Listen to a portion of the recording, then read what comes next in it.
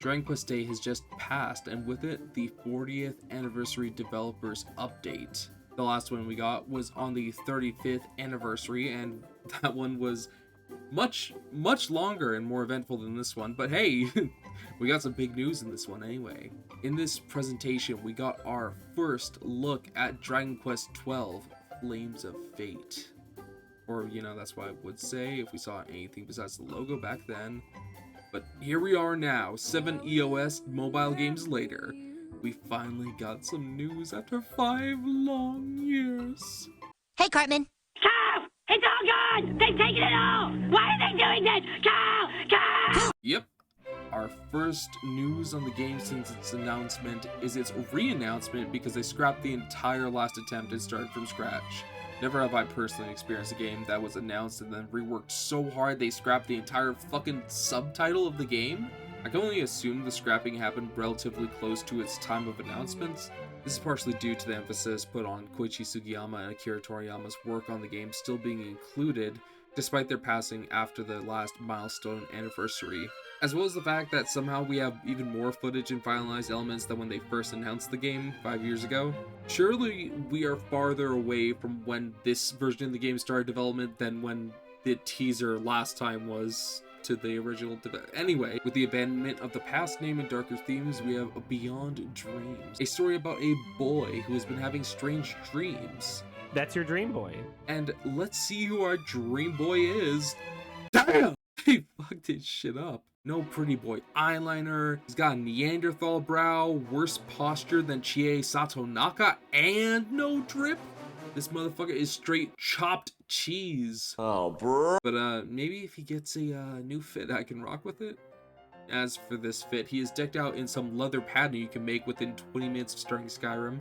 Big old belt with a fucked up upside down Omega symbol, yellow pants, blue belt, black shirt, orange leather. Also, fucking asymmetrical shirt, okay? Brother does have a bow on top of having a sword and shield, which is pretty neat. I like archers. Maybe I'll like him.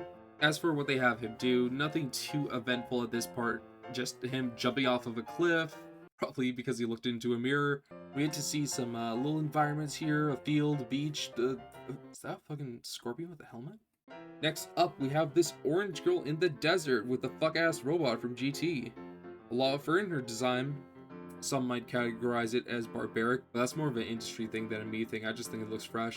It's interesting because it contrasts with what she's doing in the trailer, mostly just interacting with other machinery. She has the short orange hair and shoulder tattoo combo. Perhaps a nautical name is in order? Besides the Roboball, she rides on a floating pedal-powered bike in one scene, and we have a moment of her working in a dark room, either building or maintaining this large vehicle. My first thought when I see a Akira Toriyama bad bitch next to a sci-fi vehicle is time machine, and while it has occurred multiple times before in Dragon Quest, it could be something more on the nose, like a dream entering device. Overall, best fit this far, and the first to show how they might be a part of the story. Next up is the... I like you. I'm gonna call you Little Green. My name is Dende. Come on, Little Green. Our next character is a smooth-skinned dragon guy with white hair. And this is another descendant of Chile, like John. We get a couple of very different scenes of Little Green over here, and 2 separate fits. We see him chilling next to some water and a stone dragon thing, and his first fit, Wait a minute. This looks familiar. I'll have you know, I wrote this part of my script before I heard people theorizing about this shit. I just couldn't voice it or post it or anything, because 70km/h winds blew down power poles around my fucking house, and I was having no electricity for multiple days straight. This is not a rebuttal or me trying to be different or any other kind of bullshit. This is me being real. With all that aside, many people have noted that he shares a few design elements with our Dream Boy. Asymmetrical long sleeve dark undershirt, leather shoulder guards, and a harness. He's all got the same sword and the same fucking haircut. He does wear it better though. The big eyes and the horns does make it look less fucking stupid, a little bit more full. Our Dream Boy should just buzz that shit off, get some waves, get a fade, whatever the fuck. Although I do not think that these are the same character, no. And people have been thinking that because the the little mentionings there, and oh, when we first see Little Green, he's like laying on the ground. You know who else who probably sleeps? The Dream Boy. But I noticed a few differences here. Behold, number one. Have you guys noticed that their leather armor is completely fucking different? I don't think he magically got put into some more protective shit because he became a dragon guy. Number two, the color palettes are different. Like, yeah, they do have the same color undershirt and leather is brown, the sky is blue, yada yada. But notice, brother's pants are purple while the main character is yellow pants. I almost called him yellow. That would have been a big mistake. Additionally, you can see the tip of his belt is orange instead of the main character's blue, which, I think this color palette works better too. A little bit more neutral colors, blends a bit more with the other parts of the outfit so they don't distract from the fact that he is green. Number three, despite having the same little spirally sword, this boy, you don't got nothing. You don't have no bow. Some of the stuff may seem nitpicky, but I shall expose my theory to you all. Mercenaries. Or fucking guild member. I don't know. It's a uniform. They got the same fit. They got the same haircut and the same little undershirt, which is oddly specific because it is a uniform, either for like some sort of guild or a mercenary group. Other elements of the design are too different to just be chalked up to, oh, those transformed as well. They have just enough in common for it to work as a sort of uniform, having leather guards, the same dumb beat-up undershirt, and the same leather belt and sword. So, maybe Dream Boy and Little Green be a part of a little group at the beginning of the game. Maybe you join a group and Little Green is already there. We will have to see, but that's my working theory. If anyone else takes it, fuck you. As for the next scene with Little Green, he seems to be in some little old armor here. While it does look a little bit more knighty with all the gold and the pauldrons and shit like that, he is about to fight against this mean-ass motherfucker in a circle, so it might be gladiatorial bit. We can see that it's likely that we're not just being racist because they even have the same eyes and the exact same facial features. Surely we don't have two characters in Dragon Quest with the exact same face who will both be party members. Wink, wink, nudge, nudge. In this last bit here, we have Dream Boy chasing off an armored dragon here, and we actually get a better look at the purple bow here. I initially thought it was like a ribbon or like a thing holding the sword in place in the other scene, but now we can see fully that is a purple bow. I will say too, I'm not the best at analyzing logos and shit, especially since we don't know what this fucking tower is, but if we're gonna go with the little time machine thing we thought of before, there's a gear there. You know what else has gears? Clocks.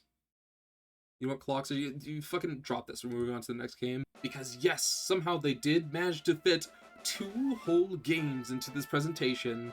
I hope so, with 9 minutes. I already posted the reaction me and my friend Nick from Loftus had while watching this stream. But the other thing that was announced, which I think is more likely to come out this year than the other one, is the new Dragon Quest Monsters game. Wow, there was like no gap between these two compared to like Dark Prince and Joker 2. The new game is called Dragon Quest Monsters Withered World, or just Dragon Quest Monsters 4 in Japanese.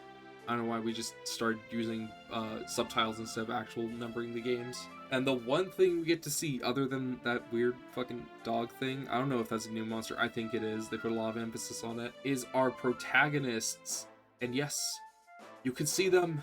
Dragon Quest V's Bianca and Nera. Aside with just following the trend of Dragon Quest Monsters games having baby versions of fan favorite characters. Something I noticed here is the little design motifs on their things there. Their little, cowls? They're fairy-like is what I'm saying. They're little Celtic swirls, so I assume the fairies from Dragon Quest V are going to have heavy involvement. And don't you worry, Deborah fans, because apparently there's a lot of you. Yuji Horii did confirm that Deborah will also be there. Some of the comments did say, I get it. She'll be the protagonist of the enhanced version, right? Haha, I'm good at this. That's most of what I have to say about them, other than, they're just, it's the I almost said baby wives. Jesus Christ.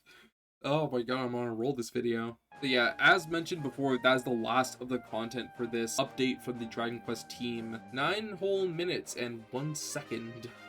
That 1 second felt like an eternity when we were realizing that it was over. There would be no more. Overall, as far as presentations go, weak compared to the 35th anniversary, but I mean, it's hard to be worse than the level 5 presentation. At least the two things they showed off here were made by human beings and are interesting.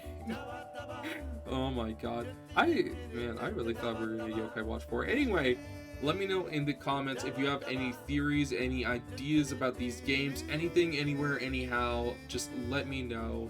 I will probably be making another video whenever there's a new presentation of any kind that revolves around some sort of JRPG. Summer Games Fest, don't fucking fail me. Jeff Keighley, I will get you. Same with you, supposed potential June Direct. I don't know who to shake my fist at. Nintendo Direct narrator, I will shake my fist at you. Anyway, bye-bye.